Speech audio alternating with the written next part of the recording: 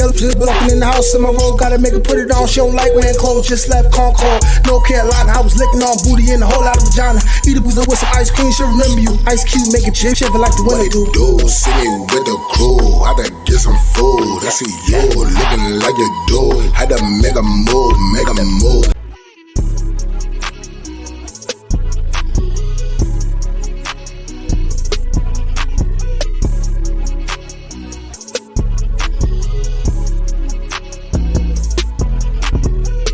Alright, y'all, so I got the man, the myth, the legend, co-signed by Fat Man School, stlaz in the motherfucking building, Brooklyn's own, man. In my opinion, pretty much the king of New York City storytelling. I wanted to get something in with bro about 10,000 subscribers ago, but I ain't feel like I was lit enough. Now I feel like I am. So here we are, we doing this. We gonna get to the mess. All the drama and all that shit that y'all like to hear, but first, you know, I wanna ask the brother a couple questions before that so we get to know who he is, you know what I'm saying? And luckily I get one of his first interviews, cause you know what I'm saying, because eventually, bro gonna end up on goddamn Breakfast Club or some shit, and I'll be able to say, hey, listen, I was there, you feel me?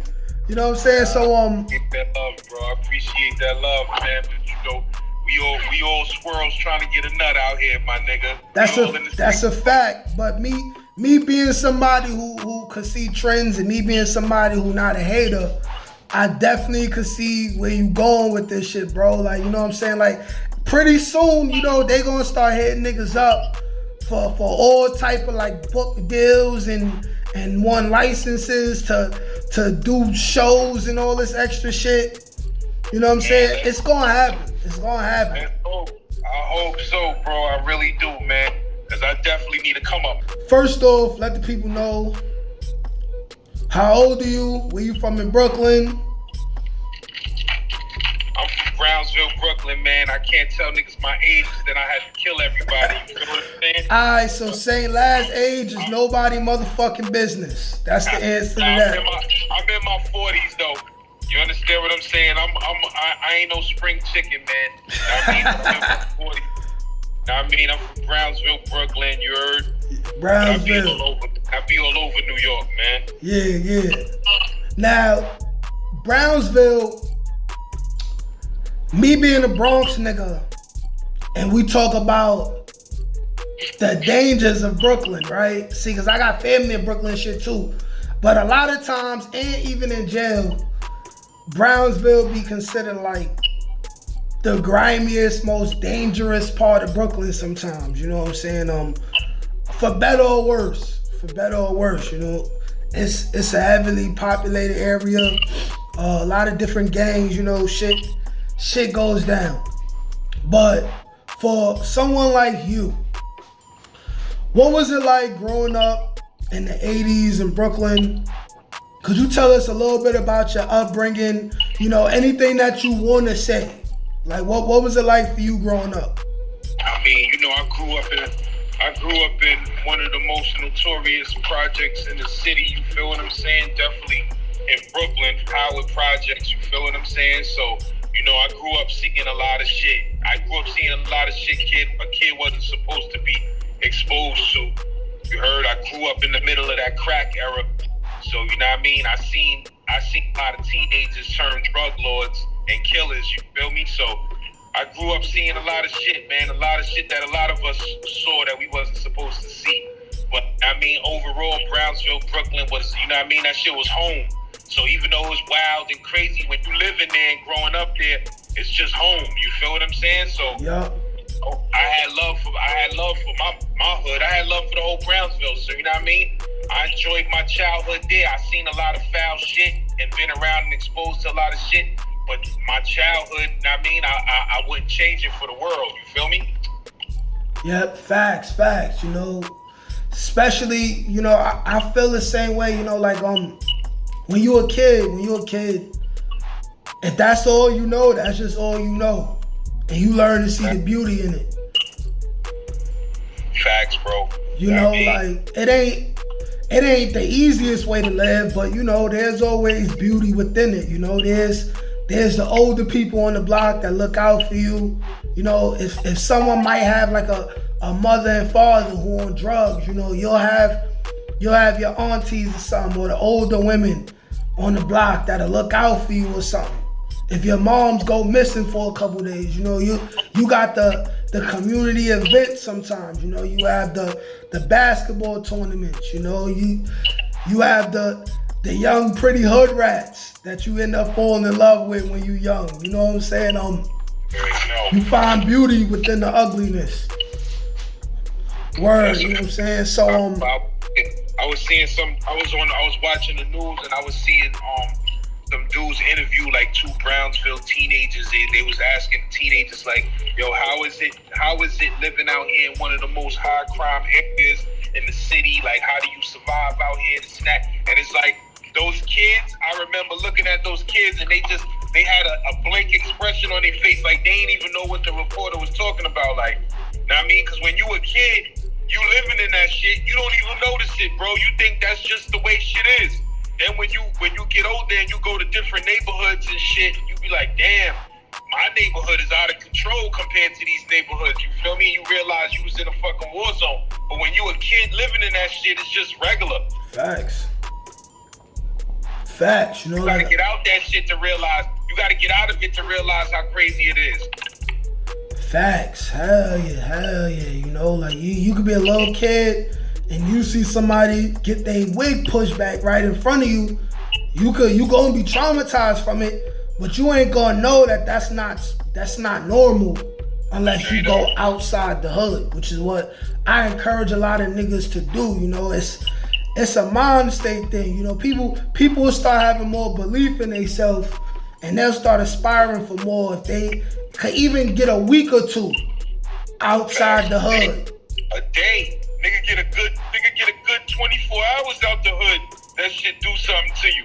Yeah, you'll start feeling like it's something out there that's better than what you live in. That's a fact. That's a whole fact. Real talk, bro. Word, man. Alright, so let's bring it into your preteen, teenage years, maybe. What was some of your, like, if you're able to say it, what was some of your introductions into what you would say is the street life, criminalities and things like that? Like, what were some of the things you was exposed to, if you could speak on it? I mean, you know, in Brownsville, growing up in the 90's and the 80's, you feel me? It just was a lot of guns in the hood, man. And you know, it was a gun culture out there. So, like, once you 12, 13, you already thinking about when you gonna own your first gun. You feel what I'm saying? So, you know, I grew up basically thinking that that's what you had to do to be real, is to be a gunslinger. You feel me? Because that's all they do in Brownsville is bust guns. You feel what I'm saying? So, it's like you grow up believing that, you know, that's what's expected of you. So, I was trying to get a gun at an early age, my nigga. I was trying to get my hands on a gun at an early age. You feel me? And I was older than the average motherfucker that got their hands on a gun. Like, I've touched guns, been around guns, but when I got a gun that I considered, like, you know, something that I could have on me at all times, that shit, I probably was like 15. You feel what I'm saying? I was a late bloomer. But once I got a gun in my hand, like, I developed a quick addiction to having guns. You feel me? So, you know, I just was obsessed with having guns, my nigga. Know what I mean? As soon as I stepped off the porch, I got jammed up. It was facing 25 to life. But the bottom line is, it was a gun culture that a nigga became obsessed with, like any kid in Brownsville, my nigga. Any kid in Brownsville, because you don't want to be scared.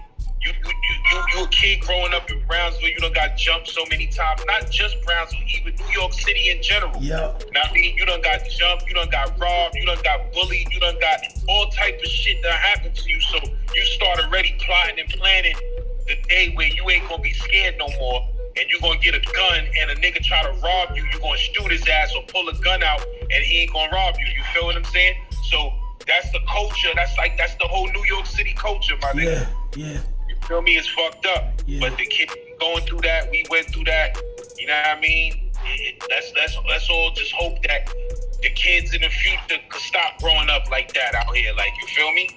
Yeah, I understand. And as somebody who, you know, I'm 31 now, but I have first like jumped off the porch for real, like 14, 15 as well. You know, a little bit of my backstory, you know, like my mother, like she worked a good job, you know what I'm saying? She worked at Con Edison until she retired. She tried to keep me in the house, you know, like I was in a real dangerous neighborhood. She tried to keep me in the house, buying me all the Sega Genesises and Sonic games and Mega Man and all of that, you know what I'm saying? But it was just, when you ain't got no man in the house, or she was, you know what I'm saying, she was getting drunk with her man a lot back in the day, and I used to be upset. I used to feel like I want to go outside and hurt somebody, you know what I'm saying? I started going outside. My mom's she even had me in Catholic school, you know what I'm saying? Like really was trying to keep me on the straight and narrow. But it's like, I could go to Catholic school, but when I'm walking home, you know, it's drug dealers outside. They're related to me, you know what I'm saying?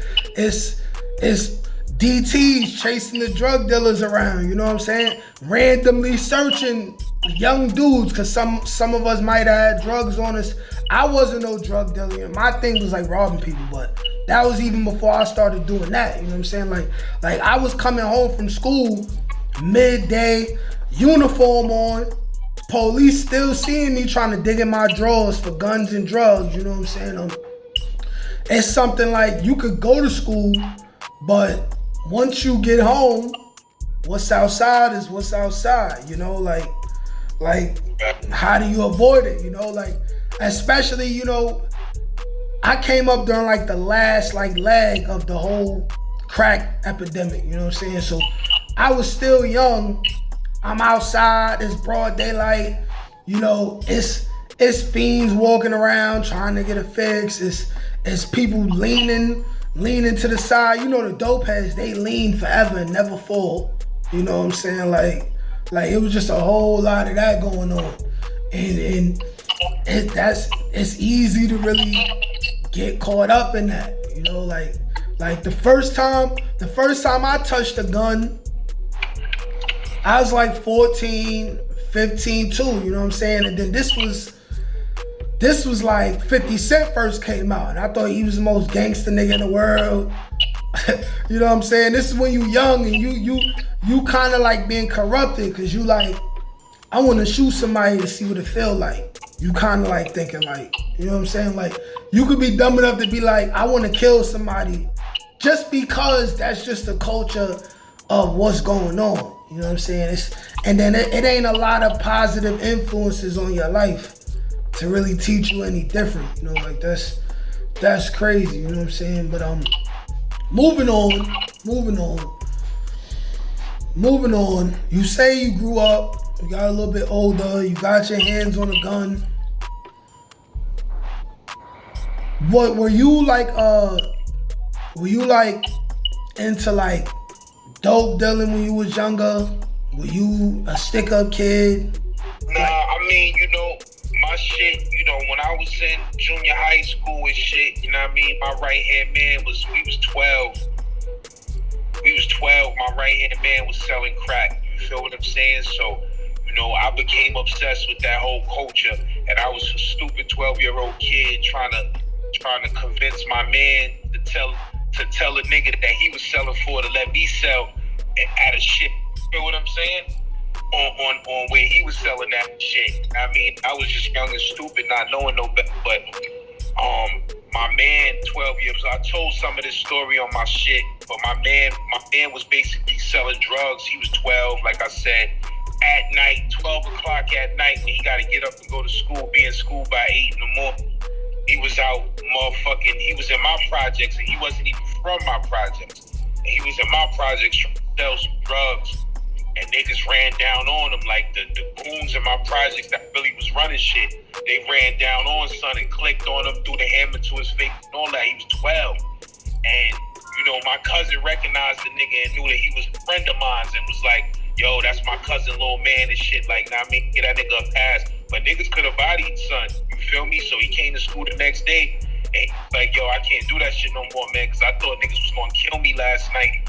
I got caught with a pack in your projects. So when he gave me that reality of the game, you feel what I'm saying? And I seen the fear in that nigga eyes.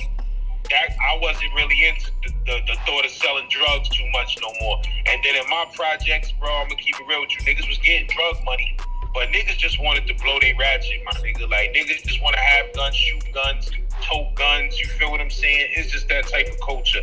You feel me? Robberies and shit. We would run down on niggas that's mad, niggas our age, running through the projects or walking through the projects that we don't know them niggas. We'll just run down on them niggas, click on niggas or whatever, take $1 in their pocket or whatever stupid shit niggas was doing in the hood. That could have caught them a robbery. Yup.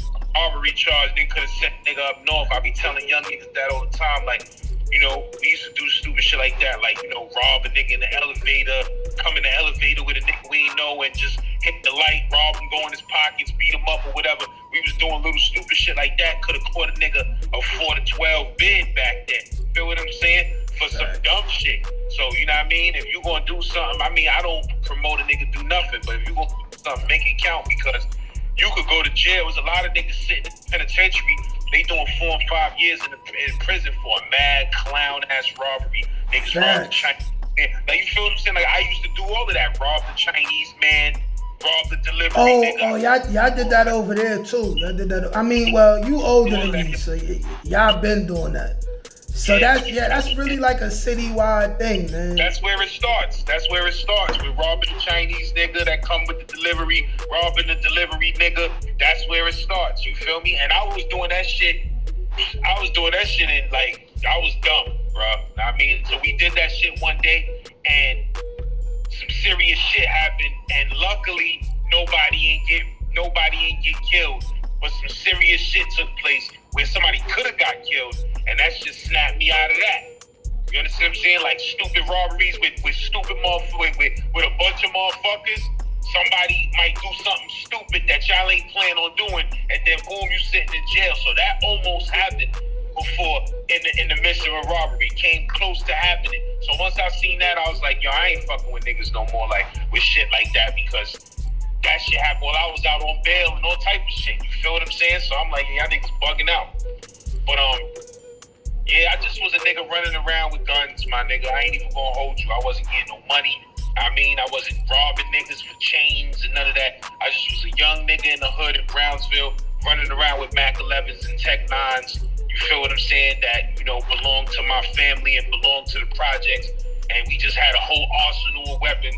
And we was out there like the city of God, my nigga. You feel what I'm saying? Until we all got jammed up and ended up going up north for getting killed. You feel what I'm saying? I'm one of the last of the Mohicans out this motherfucker.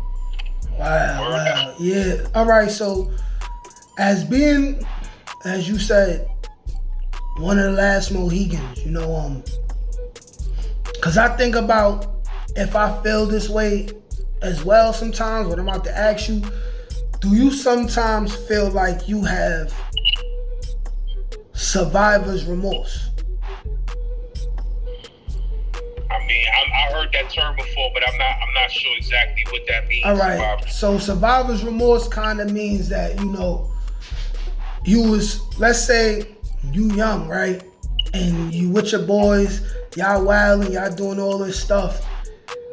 But it just so happens to be where you one of the last ones of a specific era, and a whole lot of your boys either died or they in jail for the rest of their lives. And you find yourself being free and you thinking like, damn, what's my purpose for being here?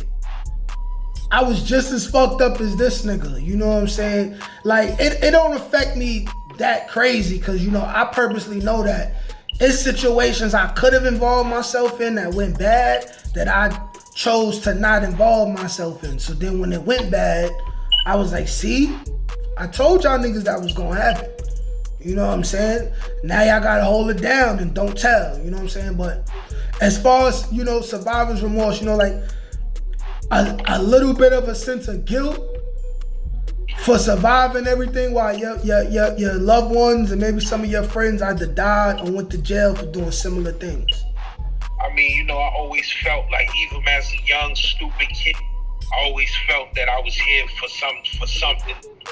You heard? I always felt like I always had a different level of awareness on this planet Earth, where I was like, there was always a voice in my head saying, it's something big supposed to go down in your life. You feel what I'm saying? Even when I was young and stupid, running around with guns and dumb shit, in my head, I always felt like I was special. You understand what I'm saying? So I never really thought that I was going to be poor and in the hood, and you understand what I'm saying? My fate would be jail and dying. I never felt that way from the gate. Like, I always felt like I would do something one day. When I got jammed up and went to the penitentiary, you know, that was a big surprise. I was like, damn, I didn't know I was gonna end up here. You feel what I'm saying? But I will say this: I can't say I'm the last. I'm like the very last of the Mohicans left, because I know some niggas who just got out the streets, my nigga. Like, they got older and they just like, nigga, I ain't fucking with that beat shit. Or they never really was street niggas in the first place. They just was living in Brownsville, where they may had to have a gun to defend themselves. You feel me? But that's never really what they wanted for themselves in the first place. But there are certain niggas that, you know, the remorse I do have is for niggas that they was good kids like me. We was in the top classes, smart classes. You know what I mean? We was intelligent niggas, and some dudes decided to play the street. Not really because they had to, but because this is where they from. You feel what I'm saying? Like, niggas just felt like they needed to be thugs. And I know some niggas who they didn't really have to be that way. They were smart enough to figure a way to get out that hood. But they decided that they wanted to be in that life, and they got murdered. You feel what I'm saying? I know mad niggas like that. I know more niggas who got murdered that wasn't street niggas like that than was street niggas. You feel what I'm saying? Like, that's crazy. And I'm not gonna say they wasn't street niggas, but they didn't plan on being a street nigga. You understand? They was fucking passing citywide tests with flying colors, and you understand what I'm saying? And doing artistic shit and playing instruments, and niggas was into other shit until them teenage years set in. Like you said, what's outside is what's outside, my nigga. Niggas going outside, niggas that all of they other mans is selling drugs and blowing guns, they feel left out. You feel what I'm saying? And that shit cost a lot of them niggas their lives, when the niggas who never really wanted to do nothing but sell drugs and bust guns, they alive and well today. You feel what I'm saying? So the game be fucked up like that. Yeah. Facts. I've seen similar situations. It's crazy. Sometimes I feel like for certain dudes, it's like maybe God feel like it's too easy to maybe, you know what I'm saying, let some of them die. Maybe like in a way God be trying to like teach niggas like, you gotta stay here to watch this happen to somebody else, and maybe you'll learn your lesson that way. You know what I'm saying? It's God working mysterious ways for real. You know what I'm saying? But we all meant to be here for something. Yeah, my bro. And you know, it's a lot of dudes, like I said, you know, dudes, we think dudes we hear about, street niggas, legends and shit, we hear about. Even with my channel, what I do, I be discovering that a lot of dudes that, you know, I looked at as a murderer and a street killer and all of that, them niggas ain't start off that way either, my nigga. You heard? They ain't start off like that. They started off in Catholic school. You understand what I'm saying? Like, real talk. And they ended up in the federal penitentiary for life.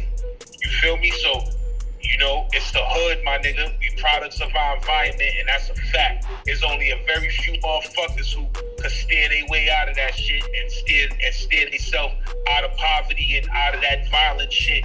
The average motherfucker is gonna fall product to his environment, my nigga. If your kid is living out there, you can have the smartest young teenage boy in the world. If he living in Brownsville, my nigga, it's a very high possibility he gonna get killed or go to jail. No matter how intelligent he is. Straight up. Yeah. So, you know, neighborhoods, bro, shit need to change in these neighborhoods, my nigga. Niggas gotta start, and it ain't deeper than, you know, building shit in the neighborhood. Is niggas gotta start giving niggas a different mind state and learn how to think outside the box, my nigga, and just, you know, want something else, man. Niggas be heavy into the drug culture and all of that. Niggas' minds, nobody be in their right state of mind nowadays, bro. Facts. Hell yeah, man. It definitely, that's how I be. I had a subscriber add me on the gram yesterday and all that, and he was talking about how, you know, because there's an indictment that just went down in the Bronx, you know what I'm saying, with a lot of the young Bronx drill cats. And, you know, it's an area that has beef with the area where I come from. So I know from history that means there's gonna be a sweep going through the area where I'm coming from any day now. Cause that's what happened in the past 10 years ago when some of my friends went down. Everybody was beefing, everybody was shooting at each other, and then the feds came through my side, they wrapped a couple niggas up, and then days later, they went to the op side and wrapped a couple niggas up. So one of the subscribers, who I guess he kind of caught up in that, he hit me up. He like, hey man, listen, my mom's is telling me that I need to go down to Florida, so, you know what I'm saying, to be with my family. And I'm like, hey bro, you should do that. You should do that. You know what I'm saying? He like, yeah, but I'm used to hometown and this, that, and the third, and I be getting money up here and all of that. I told him, I'm like, hey man, fuck the hood, bro. Go see something different, man. Go see something different. He like, yeah, but I don't know how I'm be able to get money, this, that, and the third. I'm like, hey, bro. He like, I'm a felon. I'm like, hey, bro.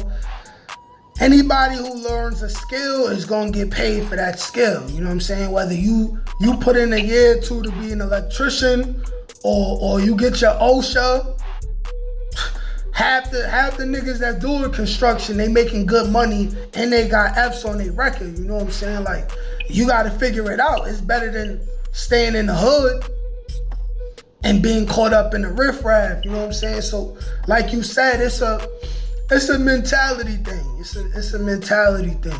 And part of my message in my videos is to explain the losses we take when we caught up in the street life. And let people know that you just lack information. The right information, you know what I'm saying, you could change your life around. You just gotta be willing to put the work in. That's all it really is, bro. Know what I mean? That's why they say if you knew better, you do better. Know what I mean? Like, sometimes a nigga ain't never learned nothing, bro. And when a nigga learns some shit, he'll change, you feel me? And that's why they say it's a cliche, but it's real. When they say education is the key. When you know shit, bro, you're not gonna do certain things. You understand what I'm saying? But if you don't know, you don't know, my nigga. You only held accountable in this world for that you know. You feel what I'm saying? Like, so it's like, bro, if you don't know something and your shit get jammed up, you know what I mean? You gotta learn the hard way. You can learn the easy way, or you can learn the hard way. You can learn from the mistakes of others, or you can learn from your own mistakes. It's up to you. You feel me? I did a little bit of both. I learned from some of my own mistakes, and then I learned from the mistakes of other niggas, seeing how they move and how they got jammed up, and I'm good. I fall back from that shit. You feel me? Yeah. Word up. Alright, so let's enter the realm of Rikers Island now. How many times you been on the island? Once, twice? I've been on Rikers Island like 4 or 5 times. Alright, how many times you had to sit for a while? I mean, I always had to sit. Like, you feel me? I never went on there for no 2 days and had to come home. Nah, I mean, I always was in there for a series of months, at least some months. Know what I mean? Alright. But I never went on Rikers Island for a long period of time. I either got bailed out after a few months, went up north, you understand what I'm saying? Or beat a case and came home after a few months, you feel me? I never was on the island for like a year, 2 years and all of that, nah. Alright, so if you care to speak on it and you ain't gotta give too much information, you had said earlier that you had got into a situation and you was looking at like 25. Yeah, like, you know, I'm about to do the documentary of my life story real soon. You know what I mean? So I ain't gonna speak about the whole situation because it's gonna be exclusive for that shit. But I had an accidental shooting, my nigga. I had an accidental shooting. Somebody got shot and killed by accident, and I got charged with murder because they didn't believe it was an accident. Of course not. Yeah. Yeah. Then basically, I had to fight for my life and freedom in the court of law at 16 years old. You feel what I'm saying? So it was rough, but Oh, you was 16. You was wild young. Yeah, I was 16 cash. So you went to C74 adolescent.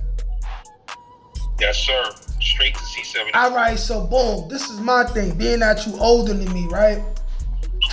By the time I got to Rikers Island, right? It was 2008. I'm gonna have you, you know what I'm saying, explain your thoughts all the way from the beginning when you first stepped in the building. But I remember being in different cells and shit, going to different places, and I'm looking at the radiators, and the metal pieces from the radiators is almost like all gone. It's almost all pipe, and I'm like, a whole lot of weapons been made from these radiators over the years, because it's like, it ain't even enough. You know what I'm saying? Like, I remember times I'm trying to find pieces to make shit and all of that, you know what I'm saying? Just in case I'm gonna get into a situation. And I'm like, yo, they was in here wilding in the 80s and 90s. I'm like, yo, they was in here wilding, you know what I'm saying? Like, so being 16, right? And you have an accidental shooting. You go to the bookings, you get remanded. They're like, okay, you going to Rikers Island. So now it's your first time going to Rikers Island. What are your thoughts being shackled up, sitting on a bus, taking that ride?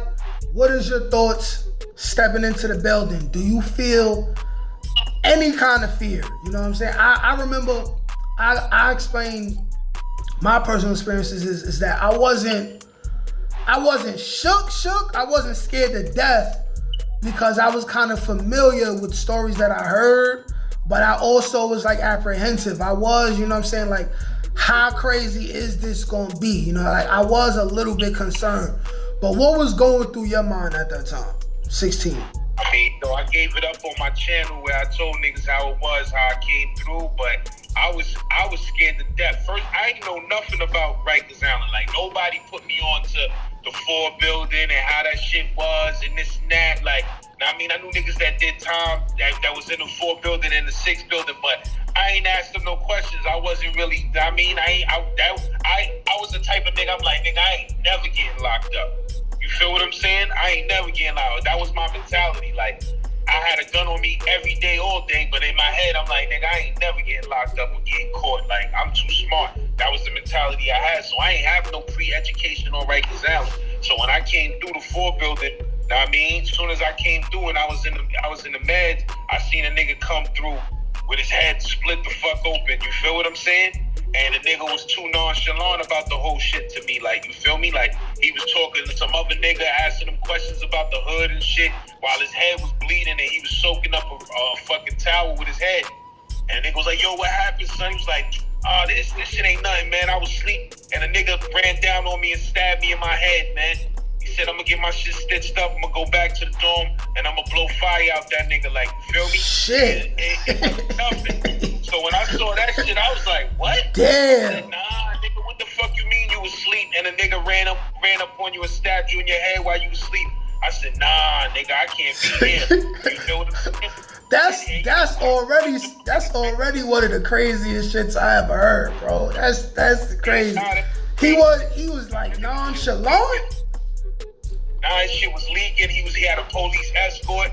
The nigga was like, oh shit, yo, my nigga, what's up? Because another nigga he knew was coming in from around his way. He said, yo, what's up, nigga? Yo, I was just talking about you. Yo, what's up with your sister? You got your sister number? He like, yo, let me get that shit. I mean, he was like, and the nigga was looking at his head. The nigga was like, pause. The nigga was like, yo, what happened to your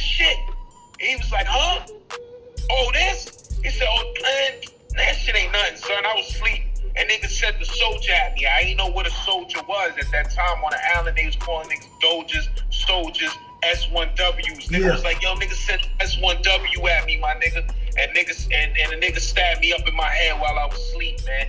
You feel me? He said, but I'm about to get this shit stitched up. I'm gonna go back to the dorm. I'm gonna cut the shit out that nigga. But yo, what's up with your sister, my nigga? How your sister been? I'm like, yo, niggas gotta get me out of here, Lord. Yo, like, that nigga right there was a savage.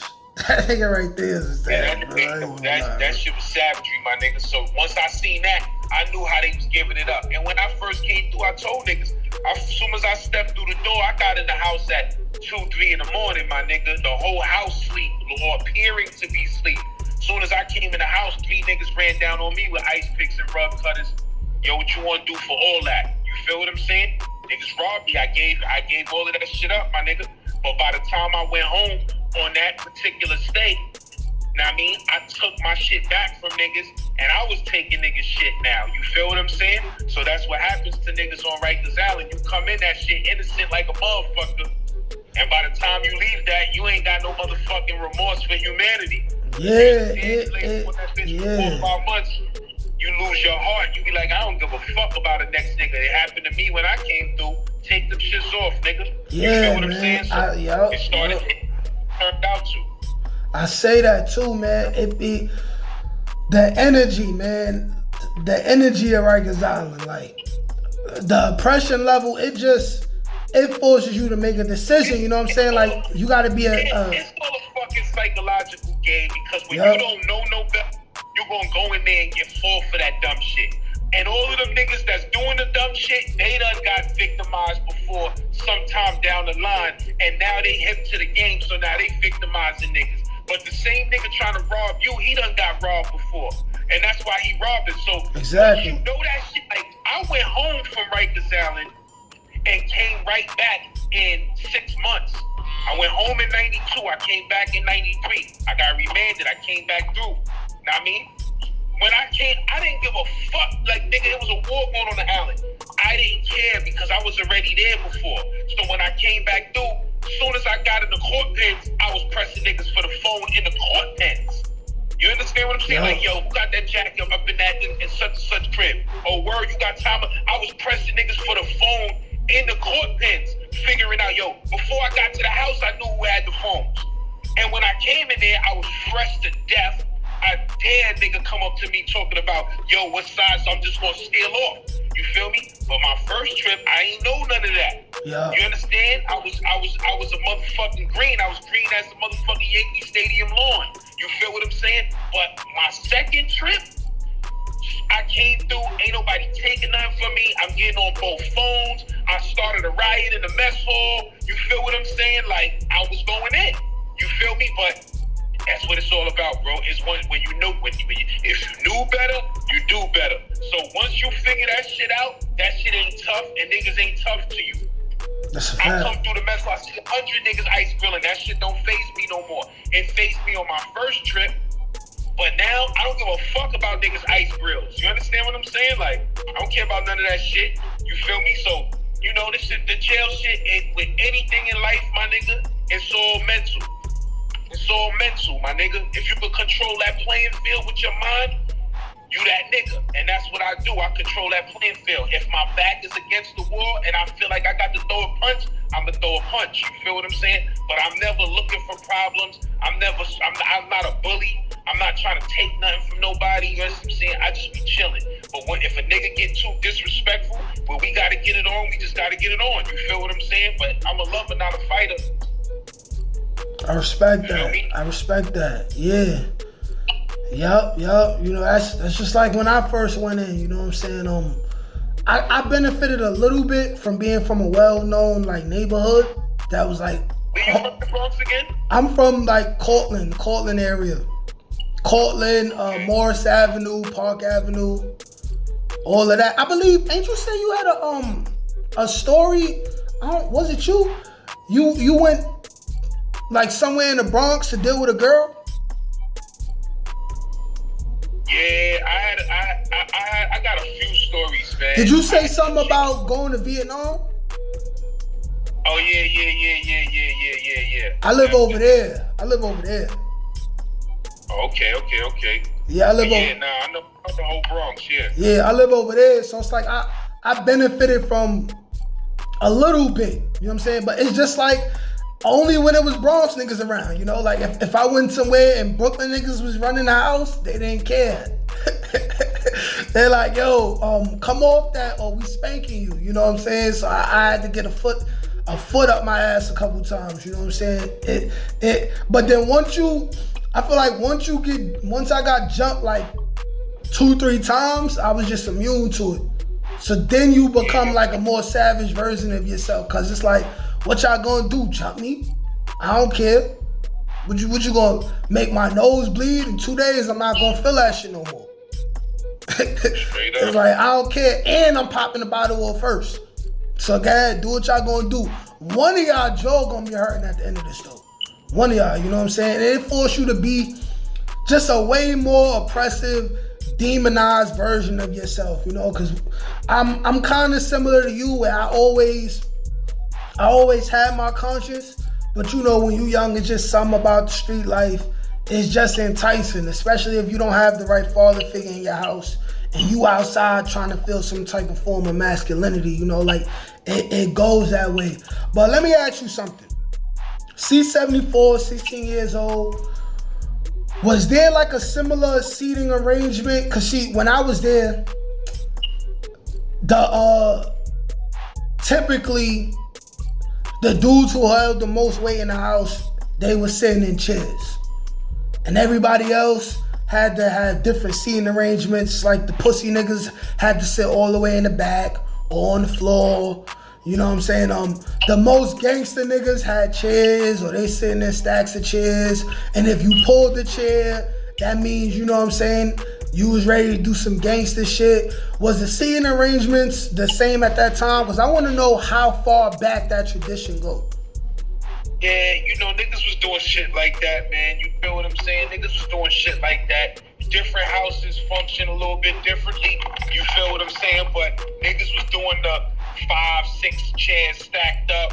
You understand what I'm saying? To let it be known that they that nigga. You feel me? But in situations like that too, you feel me? That shit be all fake and bullshit. Like a nigga used to not be able to sit there. Now he sit there. You feel what I'm saying? And now he telling another nigga he can't sit there. But that shit was going on.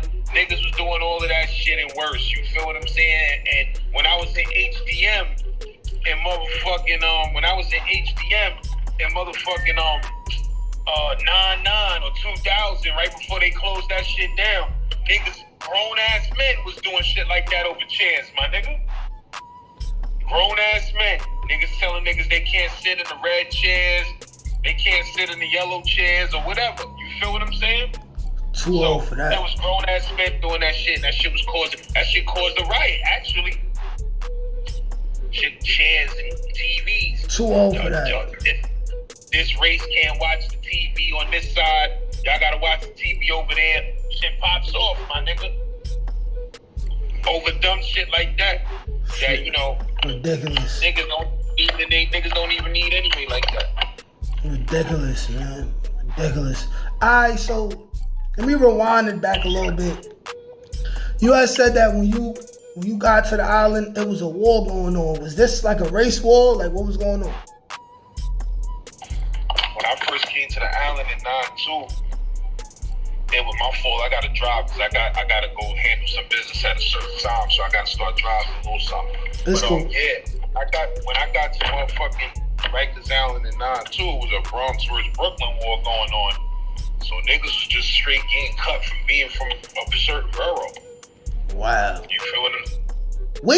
Where you think that come from? You know what I'm saying? Because even when I was there was always I don't know if you're familiar with Dragon Ball Z, right? But I describe it as with Bronx and Brooklyn, it's like a Goku Vegeta type of thing. You know what I'm saying? Like there's a, not necessarily hate, but definitely like a rivalry there. And I used to think maybe it's because they got the most numbers. But where do you think that come from? No, it come from the fact that, you know, Bronx and Brooklyn is like the most poorest boroughs and the wildest boroughs. Like, Bronx is as wild as Brooklyn is, so niggas, it always been a secret competition between Bronx and Brooklyn on who's the wildest. That's just as simple as that. You feel what I'm saying? It's always gonna be a competition between the Bronx and Brooklyn and who's the wildest borough and the hardest borough. You feel what I'm saying? And that ain't never really gonna stop, my nigga. The only thing that slowed that down is the gang shit, cause now niggas be from all over in those gangs. But before it was the gang shit, it was always a rivalry between Brooklyn and the Bronx. But at the end of the day, I always fuck with Bronx niggas, and Bronx niggas always fuck with Brooklyn niggas, and we fuck with each other. Niggas may have different jails and time periods, but I got mad niggas from the Bronx. That's my mans. You feel me? Facts. And you know, a lot of us be having family in Brooklyn. You know what I'm saying? Like I got a lot of crazy ass family. You know, like one of my favorite cousins, my cousin Skeeter. He from Brooklyn. You know, I got a couple other cousins. It's like an underlining, like, I respect your shit, but I don't respect your shit. It's a rivalry thing. It's just like you said. It's like it's like, I respect your gangster, but I'm gonna test your gangster at the same time type of thing. You know what I'm saying? Like, I remember being in there, just being locked in because somebody violated. We locked in ourselves. Dudes yelling out they gay, arguing with Brooklyn niggas, Brooklyn and Bronx niggas snapping on each other, all type of y'all Brooklyn niggas be wearing patent leather do-rags and you know what I mean? Brooklyn niggas is like, yeah, all right. That's why when you get out of here, we gonna spank you.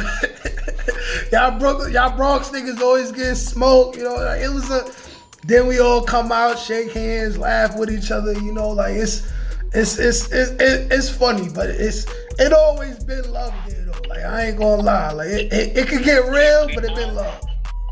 In 9-2, it wasn't no love between Bronx and Brooklyn. Niggas was cutting each other heads off. But you know, let me tell you something. It always is a few niggas from the Bronx that was peoples, and a few niggas from Brooklyn that's peoples that they ain't never do nothing. You understand what I'm saying? But overall, niggas was pressing you as soon as you came through the door back in the day. Yo, where you from? Damn. And they was trying to rip your face off just because you was from a different borough. Yup, niggas used to be like scaring young niggas when they come through. Niggas did that to me. Niggas like, yo, where you from, shorty? Niggas like this. Yo, don't say the Bronx. Don't say the Bronx. You feel me? So like, yo, I said where I'm from. I'm from Brooklyn. It's like, oh man, Bronx niggas like, yeah, like, I mean, it was some shit like that. Like, you feel me? But a lot of niggas some niggas wasn't taking part in that shit. But in certain houses on the island, it was a Bronx and Brooklyn beef between those houses, and wherever they seen each other in the corridors on the visiting floor, it went down. If niggas ain't checked that joint, I got a video about the Bronx and Brooklyn war with the homie Fruit Corn from LG. I mean, and it's on my channel where he breaks down what happened in 9-2 in the whole Bronx Brooklyn war shit. I mean, 9-2 or 9-3. I can't remember if it was 9-2 or 9-3 or 9-1. One of those years. Nah, it wasn't 9-1. It was 9-2. Yeah, bro. Alright, bet. Alright, so we're gonna close this in a few. You also, but before we do that, you were going to Rikers Island at a pretty much monumental time in New York City as far as the gang culture was really starting to rise. You know, from my understanding, you know, you ain't part of none of that. I'm not part of none of that. But from an outsider looking in, what was it like being in and out of jail and seeing the rise of the blood and the Crip stuff? Do you remember a specific time where none of that was going on and then going back and seeing how it changed? Like, from your opinion, how did you see that affected the jails? Yeah, it wasn't going on in 9-2 when I was there. And even in 9-3, I ain't seen none of it. I mean, I ain't seen none of it in the 4 building in 9-3, but I wasn't there for a long period of time. You feel me? When I went up north, I started hearing about it and shit. But then when I came home from my bed after I did my little 6 years up north, when I came home from my bid, I only lasted in the streets 4 months. After that 6 years, I got locked back up for a new charge. Matter of fact, I got locked back up for a parole violation and a bullshit ass charge. And I had to go back to Rikers Island. So now it was my first time being on Rikers Island when, you know, Bloods ran everything. And I went to fucking HDM. And in HDM, it really wasn't a whole bunch of blood shit like that popping at the time. But HDM was it ran so much like an up north jail that it was Bloods there and gangs there, but it still was real niggas that was holding the shit down for real. That wasn't gang affiliated. But in other buildings like OBCC and C73, the whole shit was dominated by Bloods. You feel what I'm saying? So in HDM, it was half and half a little bit. But then when the riot popped off between the Bloods and the Dominican niggas or whatever, in 5 Block in HDM in like 99, they closed HDM down like early 2000, late 99. They sent us to motherfucking C73. And when I went to C73, that shit was a million Bloods in there. You feel what I'm saying? And I got into a problem with some niggas. Long story, I told it on my channel or whatever, but I got into some problems with niggas when I came through C73 because I wasn't used to being in Rikers Island where gangs dominated it. You feel me? Yeah. So my mouth was wrecked. The way I was motherfucking responding if a nigga asked me any questions was real crazy. You feel me? So, and I ain't care what a nigga was down with. Not that I don't respect nigga shit, but I'm just not gonna be bullied. You feel what I'm saying? Yeah. So, basically, then I went home. You feel me? That beef got squashed. Know what I mean? The main nigga who I had beef with, he was grown enough to squash the beef for somebody to get fucking killed. You feel what I'm saying? And then I went home again and came back to the island again, and then I went to OBCC, and that shit was next level. Bloods ran the whole jail. Bloods was police. You feel what I'm saying? So that shit was different. And then I ended up I was the only non-blood nigga that was getting on the blood phone and up in OBCC on the dorm side. You feel me? So I had a real funny, complicated trip, but I'm not into no gangs. But you know, I got a lot of mans that isn't. Of course, we all do. Yup. You feel me? So you get affiliations from fucking with niggas or whatever. But you know what I mean? When a nigga is too overly ganged out, I tell a nigga like I can't be around that because I'm not trying to get caught up in nobody else's organization's drama. Like if it ain't my drama, you feel me? I'm not getting shot and killed or going to jail for another nigga drama. That another organization's drama, and it ain't my drama. I can't do stupid shit like that.